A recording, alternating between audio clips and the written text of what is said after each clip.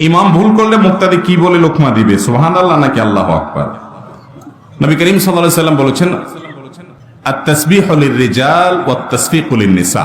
ইমাম যদি ভুল করে, পিছনে মুক্তাদি পুরুষ যদি লোকমা ধরে, ভুল ধরে, তাহলে সেক্ষেত্রে সে সুবহানাল্লাহ বলে উঠবে। আর মহিলারা যদি ভুল ধরে, তাহলে তারা এভাবে আওয়াজ করবে হাতের উপরে, হ্যাঁ, হাতের পিঠের উপরে আরেক হাত দিয়ে বাড়িয়ে দিবে, তালির মতো করে আওয়াজ করবে।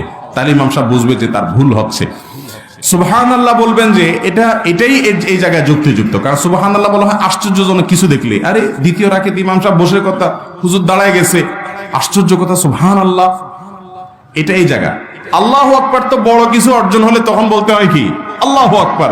ইমাম সাহেব বসে নাই, না বসে দাঁড়ায় গেছে, আপনি বলেন আল্লাহু আকবার, মানে বড় কিছু অর্জন হয়ে গেছে, আসলে কিছু অর্জন হয় নাই। এই জায়গায় বলতে হবে কি সুবহানাল্লাহ। বেশিরভাগ লোকই আমাদের দেশে দেখা যায় লোকমা দিতে গিয়ে কি বলে আল্লাহু আকবার, অথচ বলতে হবে সুবহানাল্লাহ।